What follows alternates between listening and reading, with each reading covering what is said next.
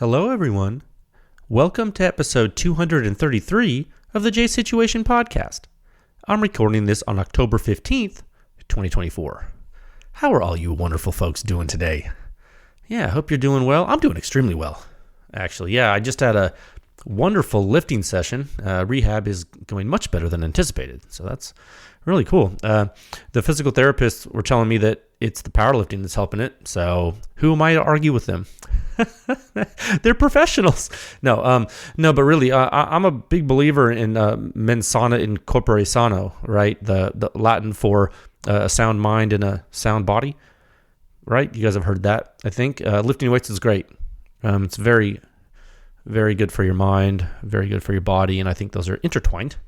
So I love recording the podcast after that, just because I feel sharper. Anyway, tremendous publications have happened this year, right?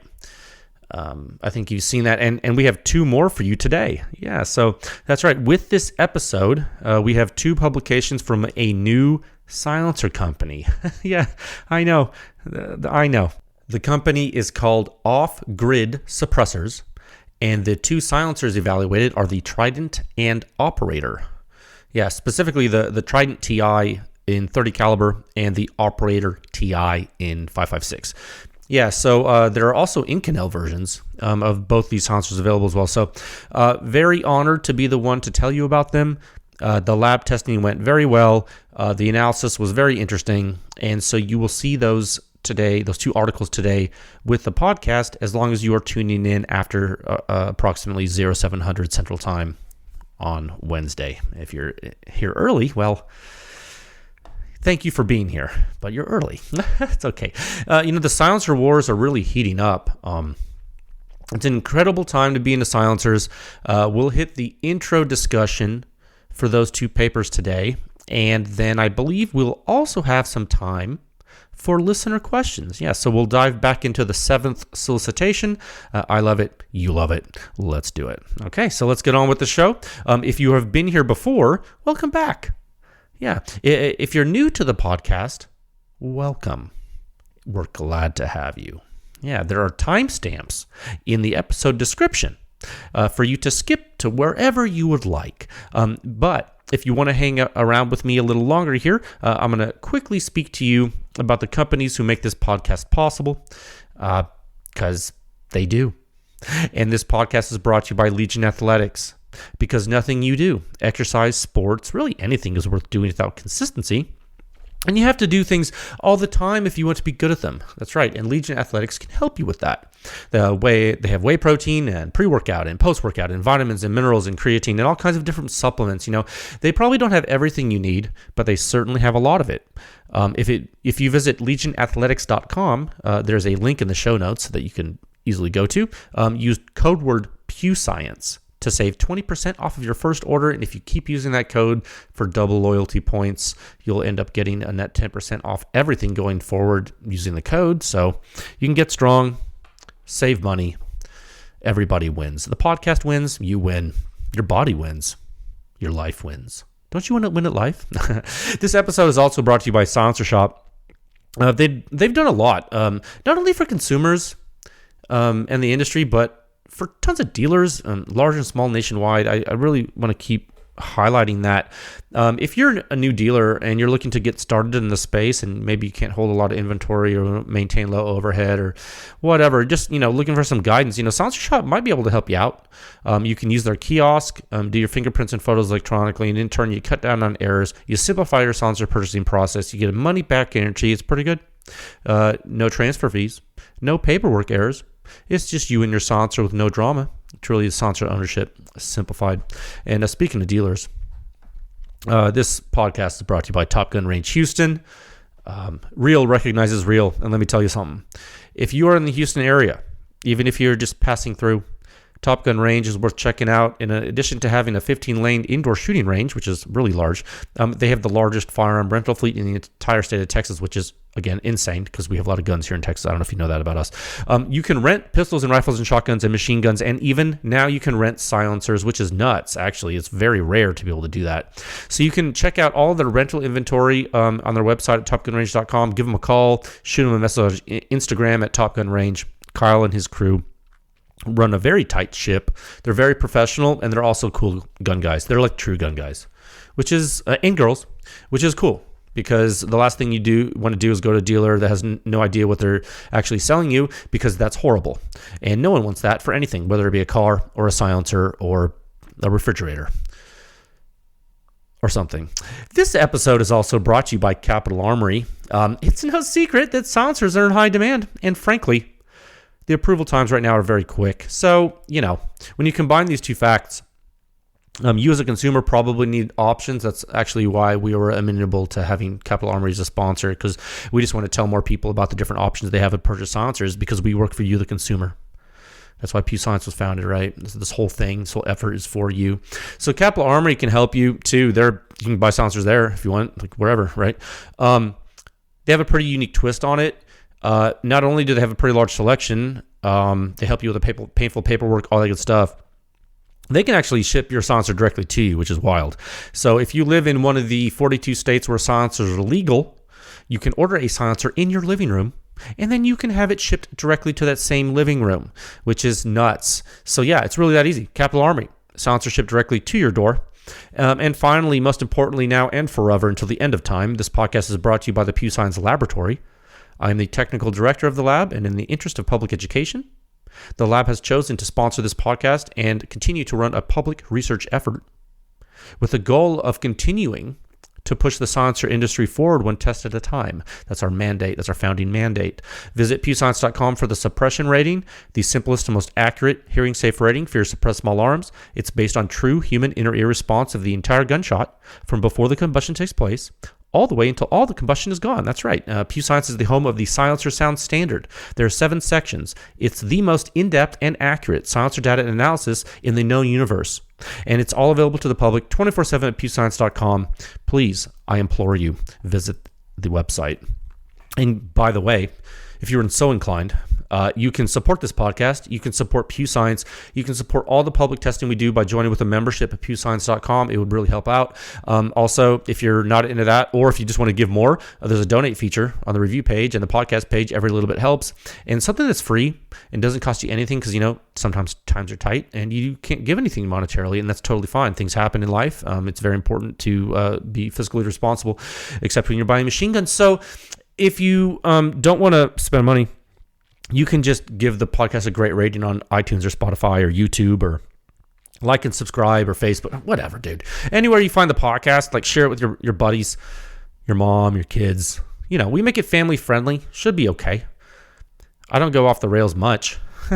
Just letting folks know that silencers and guns are awesome. We'll normalize the use of suppressed small arms. Everybody wins. So 3 topics for you today. Topic 1, Sound Signature Review 6165. The off-grid Suppressors Trident TI on 308 bolt action. Another silencer company moving into the space. Oh, by the way, these are DMLS models. Did I mention that? Yeah, they're 3D printed. So these are hybrid designs too. So how do these hybrid designs perform on a bolt gun? So we'll do the intro to that paper. And then topic 2, you guessed it, Sound Signature Review 6166. That's crazy.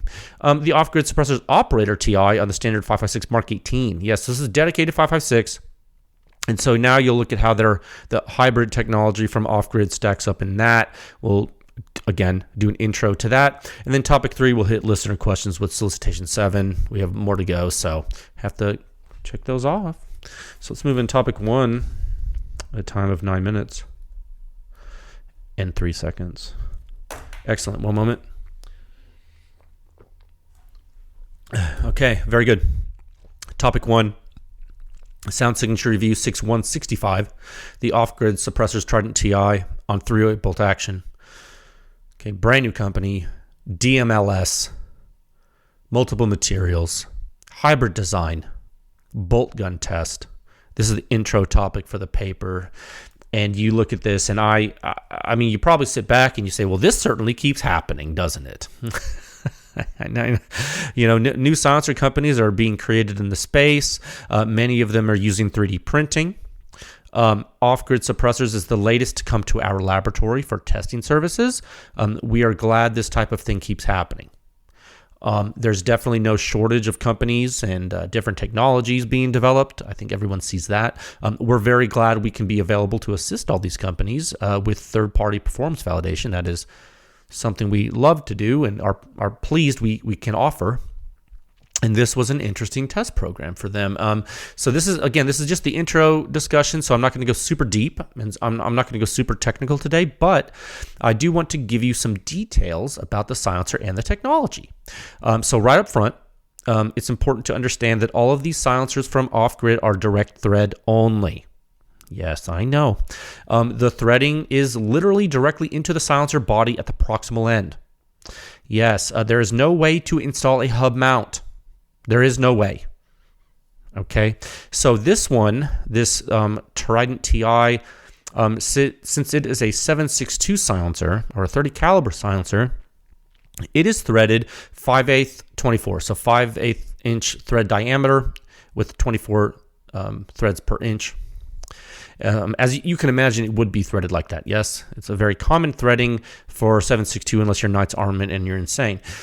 So if you would like to place this silencer on a half 28 host, for example, like, I don't know, a typical 556 AR, there are adapters you can buy to do that. If you choose to do that, just be careful. Use something that still gives you decent bore concentricity. Some adapters are better than others. Okay. What's that thing from Animal Farm? Some animals are more equal than others. Yeah. Turns out thread adapters are similar to that novel in a way. The model specifically we tested is the Trident TI. Okay, so the rifle silencers from off-grid come in both titanium and Inconel models. Okay, they are identical other than material. That's right. Yeah, so this is interesting because of the size of the silencer. So this one's pretty light. It's 8.8 ounces, and it's 8 inches long, and it's 1.5 inches in diameter. Yeah, so it's an interesting size class. Remember, this is like a 308 test, right? So this is an interesting size class. A lot of rifle silencers you're seeing nowadays are larger diameter, right? This one, it keeps the 1.5 inch diameter. So as you can imagine, the Inconel model will be heavier. I want to say it's around a pound. Do I have my notes here? Yeah, just based on if you have the titanium version is 8.8, I bet you the Inconel version's around a pound or so, give or take. I don't have the Inconel version, so I have not weighed it. I would guess it's around a pound. Yeah, so we have not tested the Inconel model, but you can certainly purchase them from off-grid. Now, the technology in these silencers is best classified as a hybrid design. So it's not a true flow-through like Huxworks does. Okay, it does use some conventional elements, okay, but this one does have some fairly complicated internals. It also has distal venting at the end. Yeah, so not a huge amount of vent area, but there's more than some. Okay, so performance-wise, you can expect a relatively balanced spectrum here between sound suppression and back pressure for the size of the silencer. Okay, this is off-grid's first foray into the market. It's pretty interesting to see where this is stacking up. It's also interesting to see what type of consistency they're getting out of the designs, and that's something that really I would like you to pay attention to as you browse through these articles. And I'm really not sure many people have seen these yet. And looking at the internals, I'm not sure other folks are doing things quite like this either. So this is probably going to be relatively a new technology showcase for a lot of people. I do think that. Now, we continue to see new and interesting ways of tackling this riddle, right? The sound suppression riddle. That we continue to see it. There's tons of new companies. There's tons of new silencers. There's tons of evaluations we've done. Okay, this is definitely another technology showcase that expands the research pedigree. We do not have another silencer like this in the pedigree. We do not. So every time a new technology gets added, we get to understand what makes it tick. Okay, so now, like I was saying earlier, you could, if you wanted to, find some kind of adapter to convert the 5/8 threads on this silencer to 1/2-inch threads and put this on your 5.56 AR. You could, you could. Okay, no one's stopping you. One second. No one's stopping you from doing that. Now, performance-wise, I probably would not recommend you do that. If you're looking to optimize things, hint, hint, please listen to me.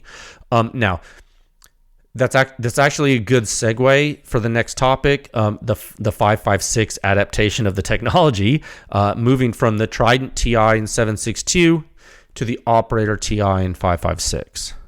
Okay, and so we'll actually, let's just do that now. We'll get into that now at a time of 15 minutes.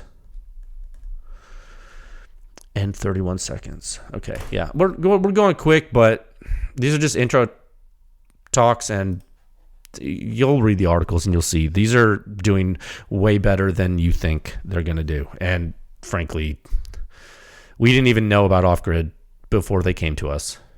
We had seen this technology actually, but we didn't know about off-grid and that they were going to be doing it and they were going to be selling it. Like, we didn't know. So, sponsor companies come to us all the time and give us stuff. So we're like, okay. And then we tested. We're like, huh.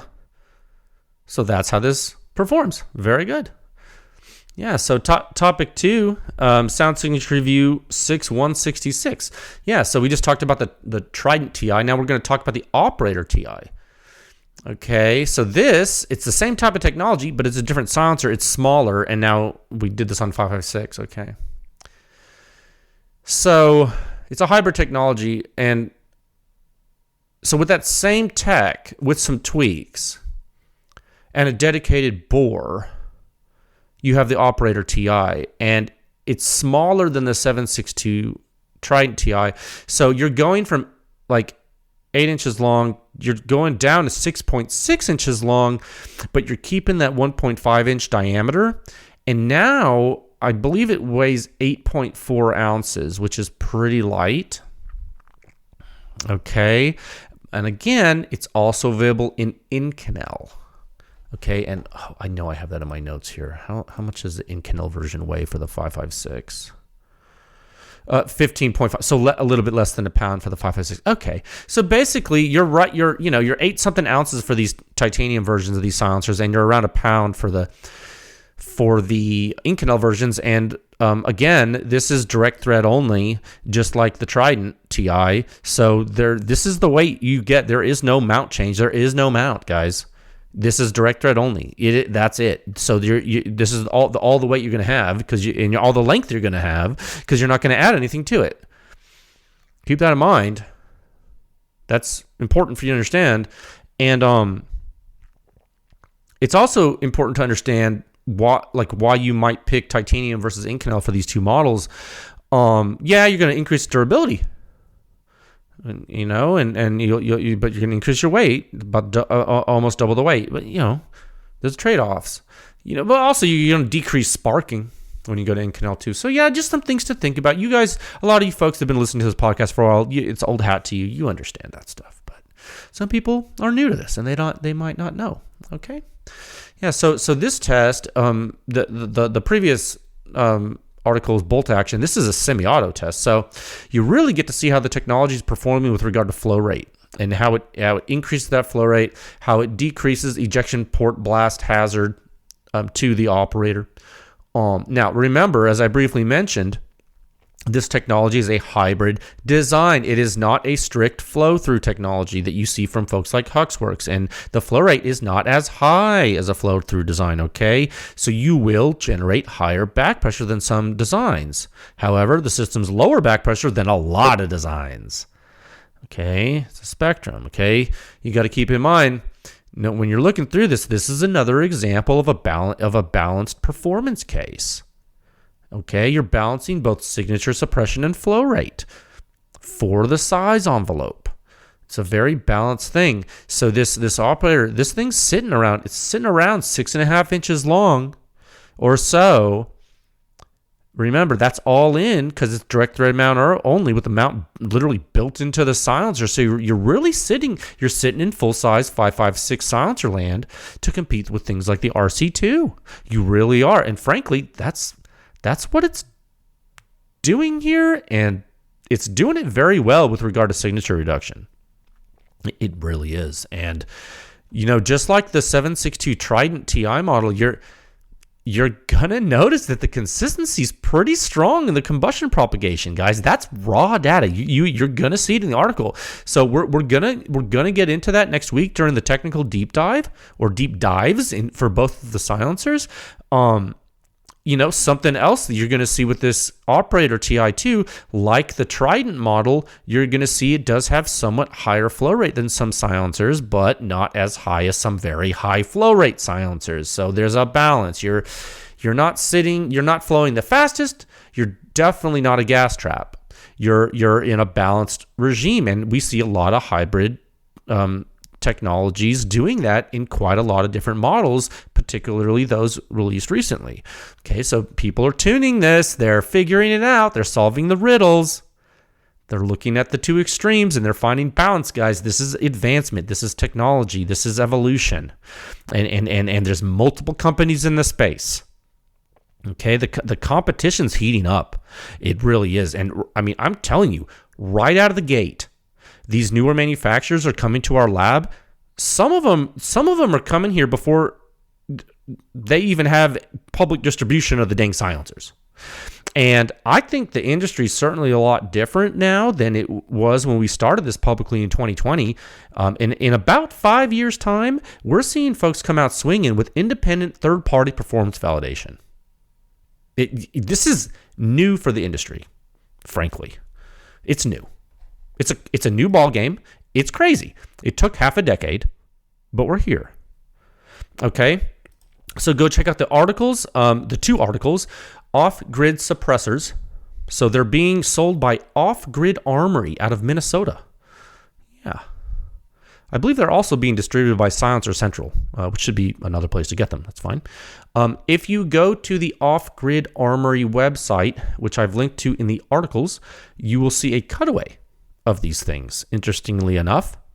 And it is interesting. So please check that out. Go wild. Look at the test data. Look at the analysis in the articles. Be prepared for the technical talk next week, where we'll speak about why you are seeing what you're seeing in the data and what to expect going forward. Yeah.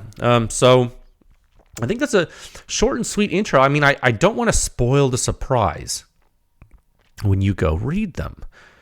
I think you guys are going to see these suppression ratings at the muzzle and the ear on the 308 bolt gun and the 5.56 Mark 18 for these two silencers, and you're going to be like, huh. And then you're going to look at how that compares to the rest of the playing field, and you're going to be like, huh.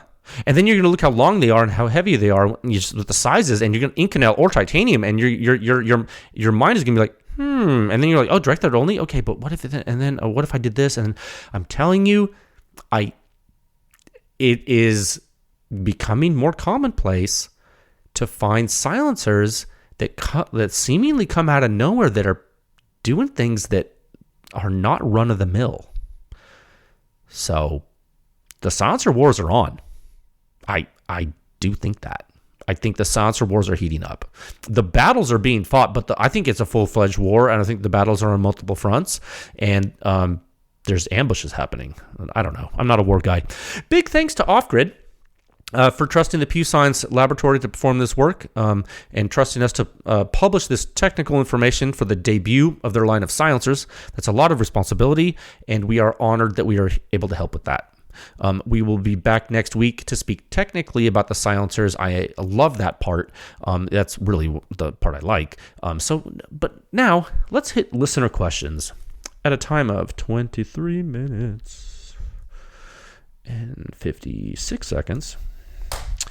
It's going to be a record. Just kidding. Listener questions. We'll continue with the 7th solicitation today. We certainly have more to go.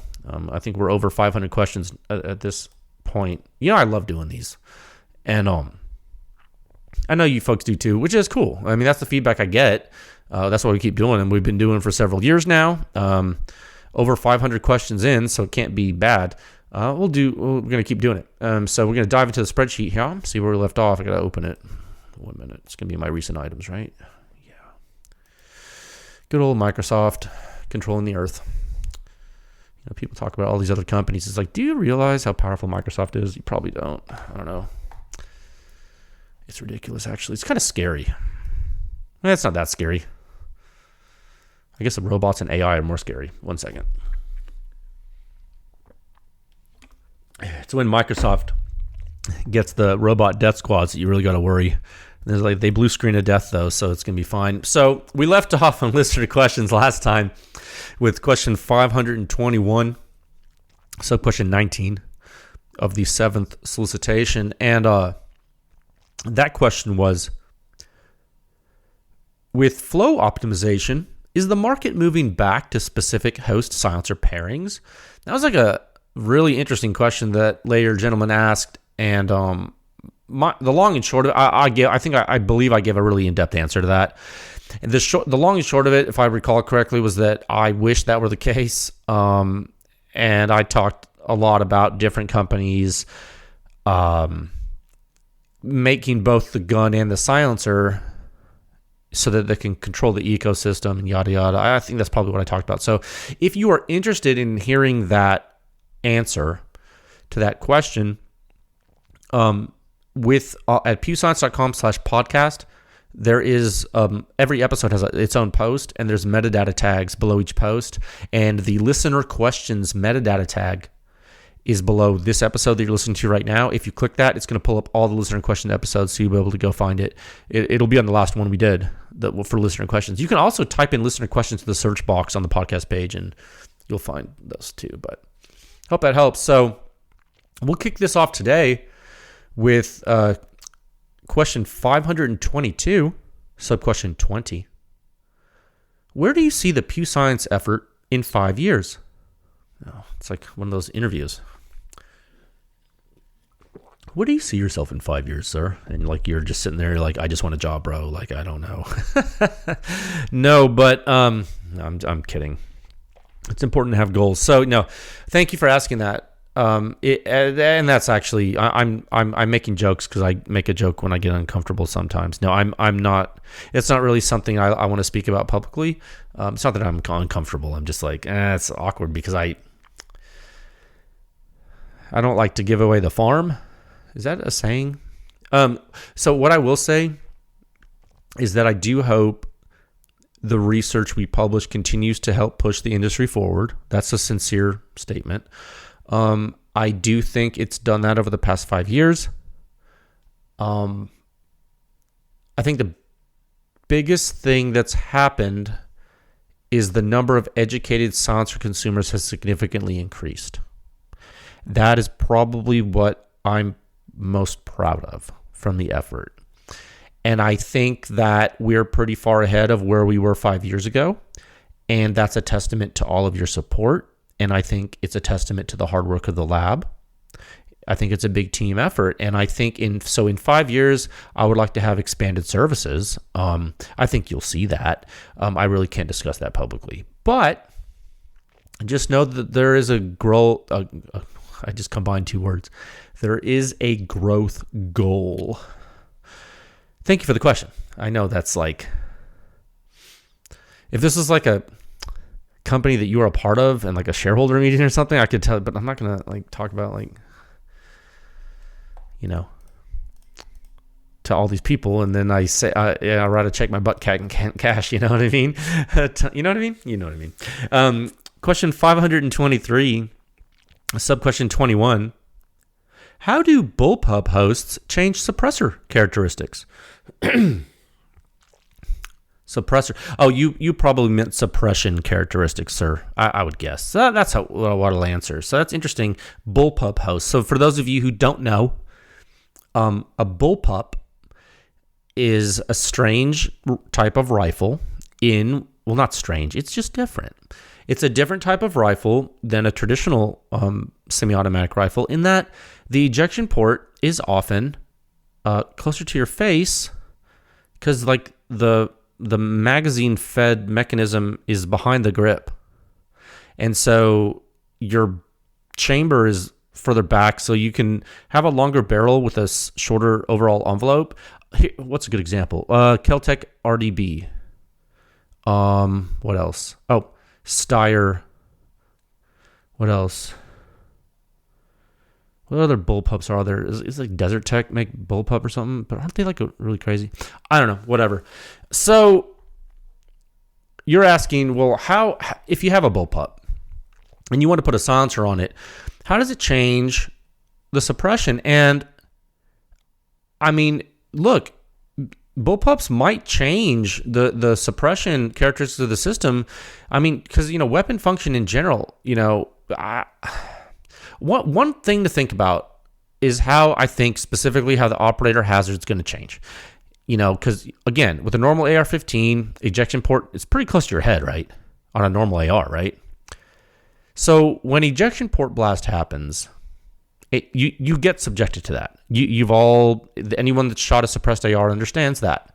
Now, the blast load expands out of the port, and it wraps around your whole head. You know that. I mean, that's how blast loads work. We've explained this to you. So now, imagine you put your head even closer to the port. So what would happen? Well, you're going to have an even higher amplitude blast load, right? Because you're closer. So if you suppress a bullpup, remember that ejection port might be closer to your head than it is on a standard autoloading rifle. So that's one geometric difference that changes the standoff from the ejection port blast load origin that's completely independent of the silencer and gas system of the weapon. It's completely independent. All you're doing is, assuming the physics of the weapon would be the same, which they're not, but assume they would be. Just by changing that standoff, you're changing risk. You're changing hazard. I'm telling you, that change alone, all other things equal, can make the system more hazardous to the operator. So just think about that. I chose to answer that in a little more general way so you can get you thinking. Okay, I can't begin to think of all the different combinations of things that could hurt, but we can talk about that later if you're really into it. But hope that gives you a good starting point. Thank you for the question. Question 524, sub-question 22. Magnum rifle cartridge testing when? I don't know. Am I getting old? Like when people, instead of saying like when, they'll like say the subject and then they'll put the question at the end. It's got to be generational, dude. Like, I don't know. It's like you see yourself getting old before your very eyes. No, Magnum rifle testing. We've done Magnum rifle testing for various clients over the years. We continue to do it. There might eventually be some that get published. When they do, you will know and see them. Let me ask you. Actually, this is a good time for me to ask you a question. What would you rather see? 300 Win Mag or 300 Norma Mag? Please let me know. I would love to hear your thoughts about that. I have reasons for asking. We're not going to go into them right now. But what would you rather see? 300 Win Mag or 300 Norma Mag? Don't give me a thought that's like you're not thinking about. Think it over and tell me. You have to give me supporting reasons, or I'm not going to care. I'm just kidding. Question 525, sub-question 23. I don't think this is podcast worthy, but why no subsonic fracturing of rounds out of cans? 300 blackout in parentheses. Okay, first of all, sir and ma'am, if you're asking me a question in this question panel that was first solicited on Instagram, it's definitely podcast worthy because that was the whole point. So I'm not going to turn you away just because you don't think your question's good. There really are no stupid questions. I mean, well, there are stupid questions that are not topical, but all these well-meaning questions that you guys give, don't be afraid. I would never make fun of you or lament you for asking something that maybe someone's already asked or is common knowledge to some people, because everyone's at a different knowledge level and everyone learns differently, and that's why we do the podcast and write the articles and all that stuff. 1 second. So get that insecurity out of your head. You need to be more confident. It'll help you in life. So Subsonic fracturing of rounds. Okay, so you're talking about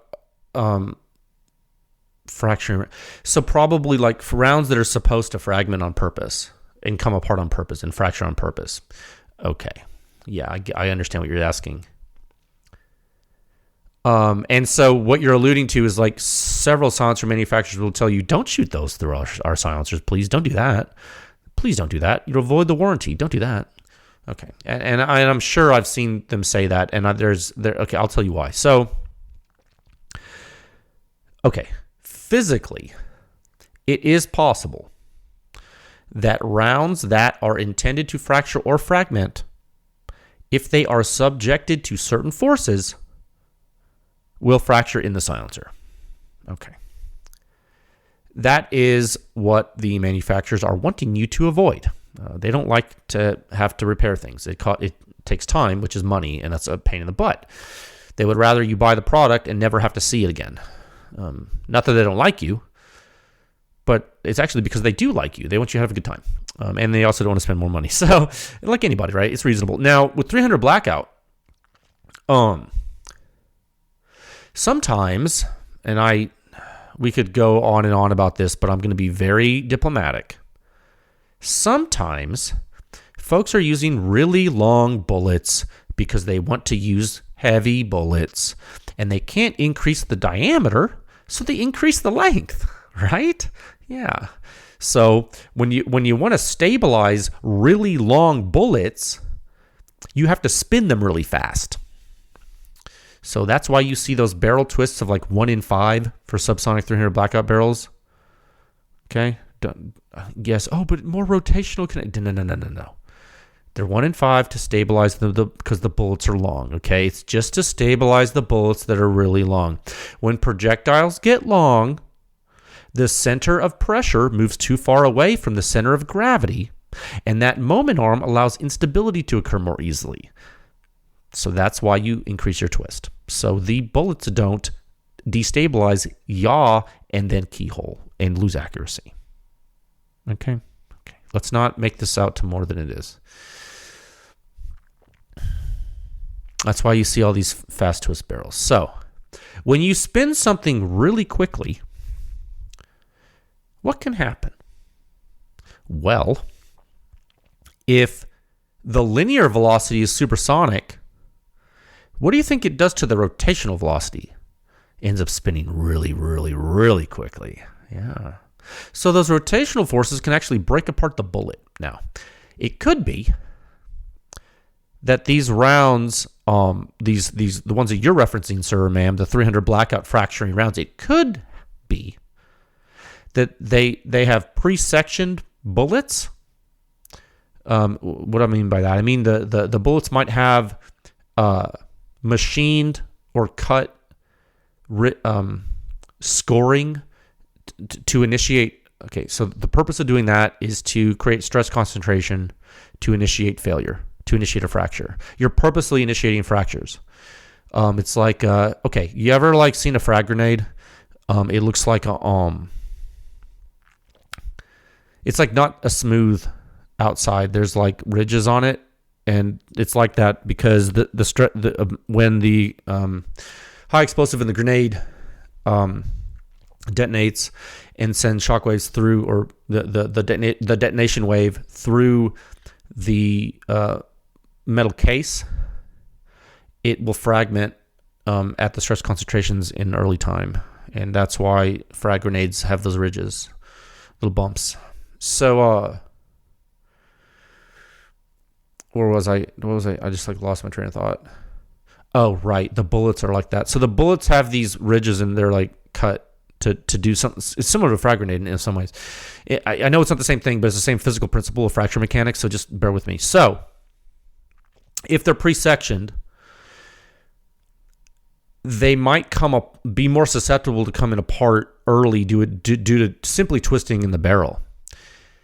And it maybe not even at a super fast twist, because the rotational forces are there. Now, it could be that if that happens, they come apart early enough to where they hit if they come apart in the silencer, well, then they're going to hit the baffles of the silencer. That's a problem. So it could also be that the turbulence in the silencer could potentially cause some gas impingement that could induce some movement, but I don't know. A good silencer shouldn't do that. That's like an important point. So I don't know. I think those are the options. I think that's probably why you don't want to use those types of bullets and silencers, because they might come apart. That's probably the reason. Now, one thing you could do, this is just like an idea. This is like what I would do if I had those bullets and if I was you, I would do. Well, first of all, disclaimer, I would follow the manufacturer instructions. Second thing I would do, though, I would go out with my gun and my bullets, and I would go shoot paper with a gun, unsuppressed, and then I would look at the bullet holes in the paper really close like, and I would see how clean and round they are. And the purpose of me doing that would be to make sure things are stable and also not coming apart and all that good stuff. It could be a practice that could potentially help mitigate an issue you may have. Okay? I hope that's correct. I think it is. So I hope that helps you, sir, ma'am. That's a good question. One moment, please. Yeah, people are like, can I shoot things that fragment apart in my silencer? And the silencer companies are like, no. It's all about when they frag, I guess. You'd hope they just fragment when they hit something. I guess it's all about how they engineer them, right? You know, weaponeering is a field of study. Question 526, subquestion 24. Is there a point at which Pew Science is successful enough for you to focus on it full time? Gosh, it's the second question of the night. Okay, first of all, it is a focus full time, just so you understand that. But yeah, you're asking if like this is like my only thing. So, thank you for the question. You know, nothing's off limits. I'll talk about stuff. So, you know, my answer is like theoretically, yeah, theoretically. So just, I don't want to get too personal because that's not what I do, but I will tell you that supporting my family in a secure fashion is my number one goal, full stop, and I'm not going to compromise that in any way ever. Secondly, I do have a 20-year career that I'm not really ready to walk away from. So there are personal things I need to come to terms with if I'm ever going to make that jump. And I think that goes without saying. I think that seems reasonable, right? So I would say, and just as an aside, just because it's something I think about all the time, through all of my discussions with entrepreneurs and business owners, and I mean, you know, I've thought about that. You know, everyone thinks about this, and I can tell you right now, nobody can make that decision except the person. And I know that sounds really simple and obvious, and a lot of people are like, "No, it's so easy." It's like, trust me, bro. Like, if you're in the situation yourself, it is not an easy answer. And there's a lot. It's not. No, I don't think anyone is in the same position. I think everyone's different, and every situation's different, and yeah, man, it's like I could do it now, but like, I don't know, man. You got a family. It's like, I don't know. It's like your level of risk and conservatism. You know, how comfortable are you with your risk calculations? Remember, risk is probability times consequence. So how good are you? How good are you at quantifying the probability of failure and the consequence of the failure? You may think you're really good at both, or you may think you're really good at one. Turns out some people are bad at both. But you never know till you do it, I guess. It's one of those things. I guess you don't know. It's like, jump out without a parachute. What, you scared? Question 527, subquestion 25. What would John Wick have in his NFA trust?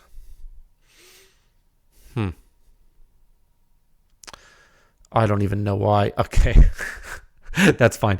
Well, John Wick is a movie. For those of you who don't know, John Wick is a movie character played by the actor Keanu Reeves from such great movies as Bill and Ted's Excellent Adventure and The Matrix.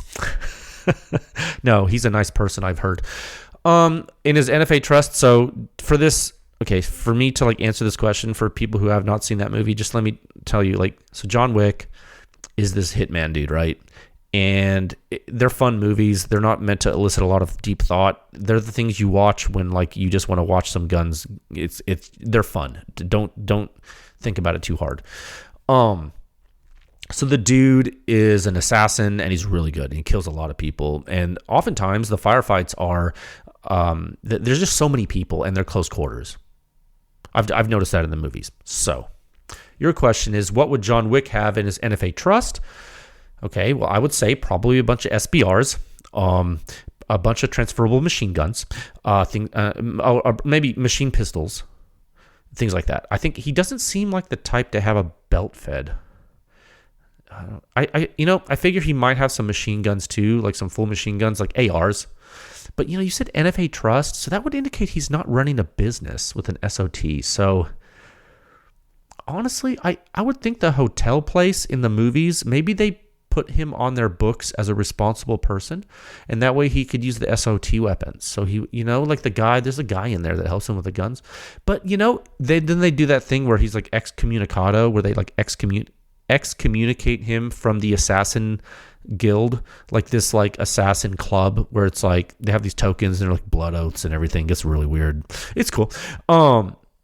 He would lose his responsible person status if he was excommunicado, but also, to comply with the NFA, you can't be a prohibited person. So I'm fairly certain that John Wick murders people. I've seen it on the TV. And so that's a crime in every jurisdiction that I know of. So yeah, that's my answer. ATF, if you're listening, no laws have been broken in the answering this question, and we do not break laws. Question 528, sub-question 26. For a or any silencer, can you talk about expected suppression variance across 5.56 ammo? Oh. The caliber of the questions is increasing. You guys are really thinking. And that's excellent to see. It's frankly warms my heart. Yeah, suppression variance across 5.56 ammo. Well, man, let me tell you something, brother. Okay.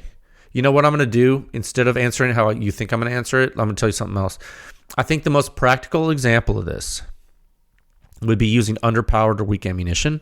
And that's something you could really think about in a simple way. So have you ever tuned your AR for a certain silencer and a certain ammo, and then you got some cheap ammo and you went to shoot it and you got inconsistent operation? Like, I don't know, on some rounds, the next round wouldn't chamber, or maybe your bolt carrier group wouldn't lock back on an empty mag with like the weaker ammo, right? It's happened to people. Well, or your AR is really, really dirty and you tuned it to the bleeding edge of reliability, and then you choose a weaker ammo and it didn't cycle. So that is a sign that there's not enough blast pressure or not enough blast duration or both to create enough impulse, which is the area under the pressure curve, to cycle your weapon. I'm talking about internal impulse, not the ones you see in the chart on the reviews. Okay, so if you're not creating enough of a blast load severity, it's likely that the external blast signature, the stuff that you do see in the articles, the suppressed signature from your weapon system, it's likely that would probably be less severe. So the system might be a little quieter, but how much quieter? Well, no, I'm not sure. But a little bit quieter. Now, so this is why we're very strict with the ammunition we use for testing. The variance you get from most really good factory ammo is really low for these purposes. For example, with 5.56, we always test with Lake City ammunition, always. We don't test with like Hornady Frontier or like PMC or something.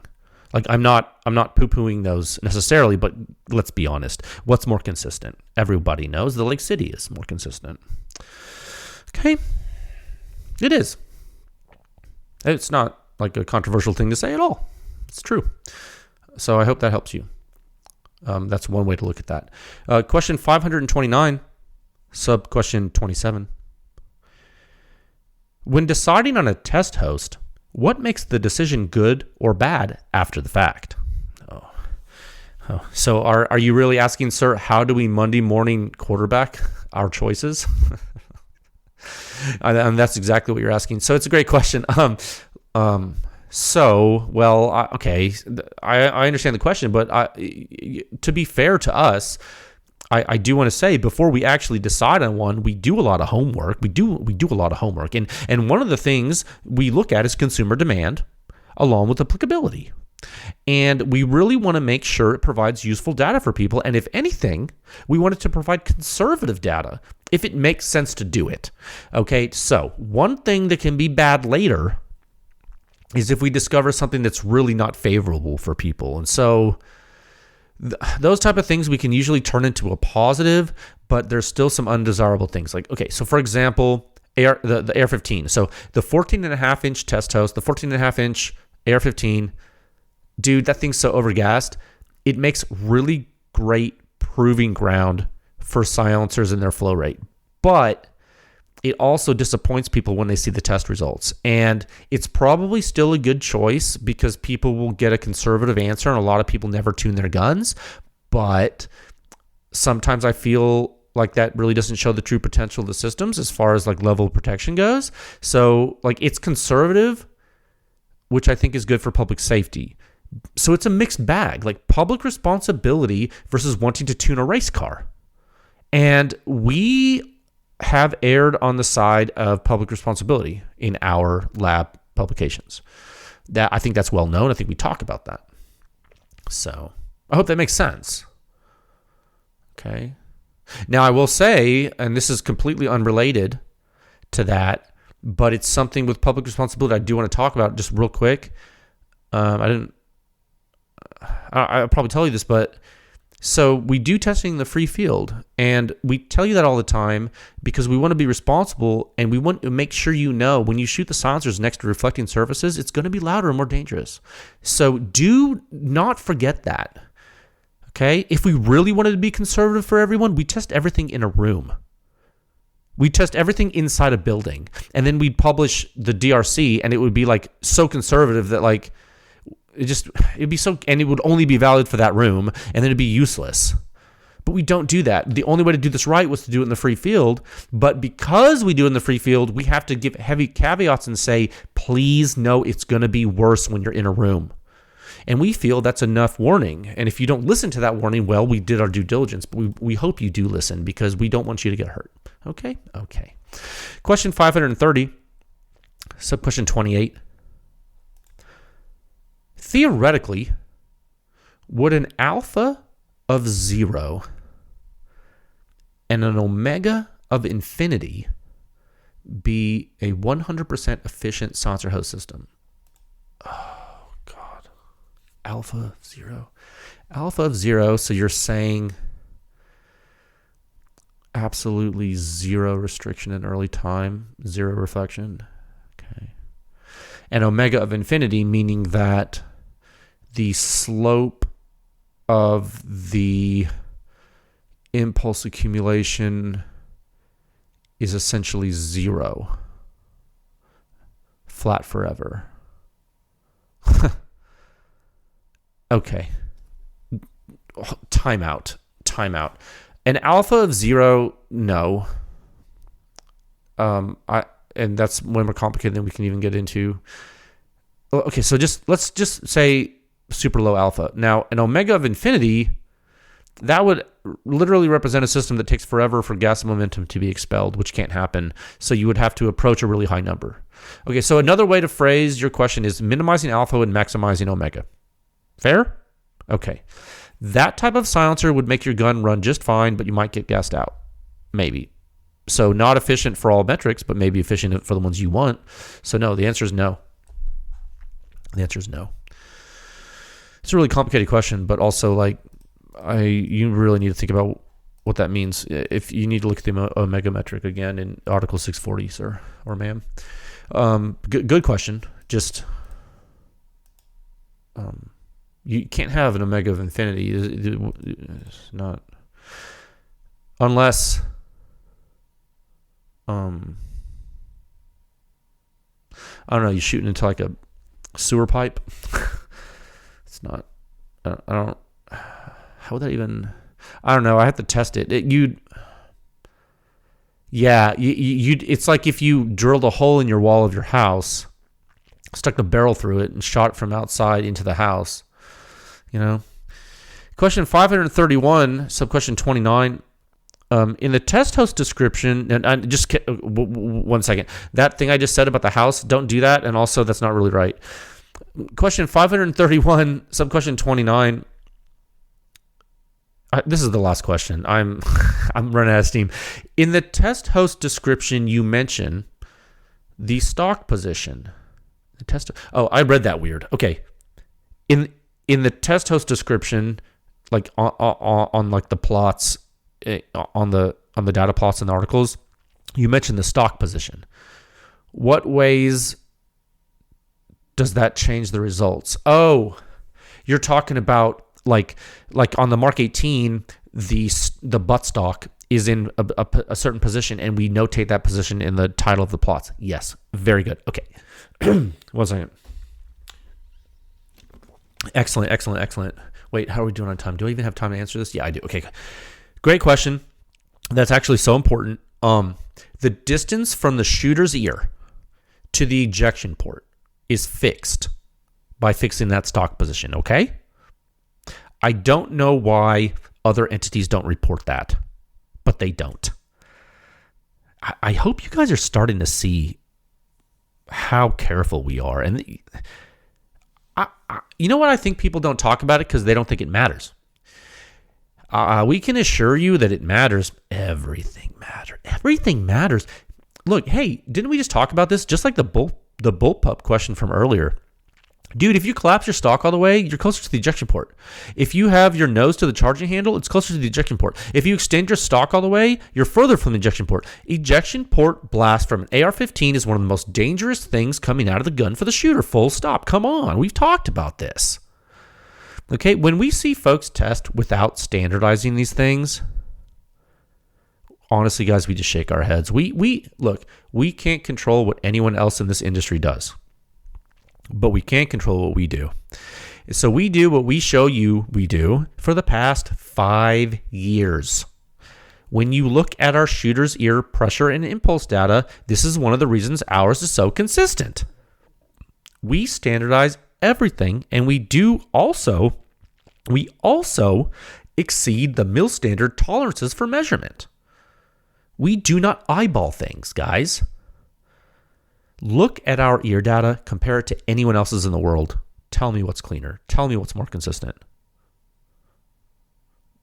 Spoiler alert. Pew Science is the most consistent. It's not an opinion. It's not a speculation. It's not for instance, it's fact, proven 5 years running. That's it. Okay. I hope this helps. It's a very important thing to understand.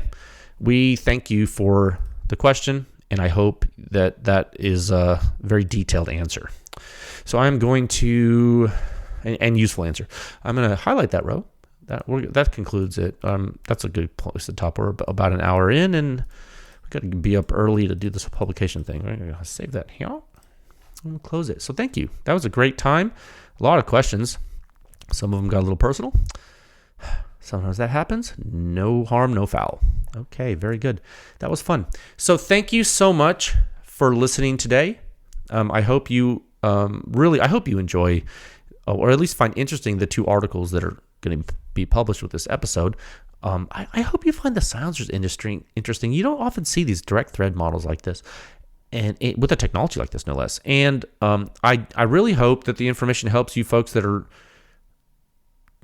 actually interested in the silencers or have seen them. I hope it helps you understand how they work or how they perform. I hope the listener questions were informative. Don't worry, if we have not gotten to your question yet, it's okay. There's more to come. We're going to get to it. So this is actually, I want to take this opportunity to say something. It's a very busy month, not just Pew Science, but a lot of things going on. And so I do want to tell you, this is crazy, but We have even more data and analysis to show you. So please, stay tuned next week. We're going to do the technical deep dive for this off-grid stuff, but we're also going to give you another data set with multiple articles, I think multiple. We'll see. That's right. More. This is probably going to be record-breaking month, honestly, for Pew Science. You're going to get more. I don't think we've ever done that many. It's going to be crazy. 1 month is crazy. So October is crazy. I love October. It's the best time of year, okay? We're not done. Stay safe out there, friends. I will talk with you folks again soon. Okay, bye.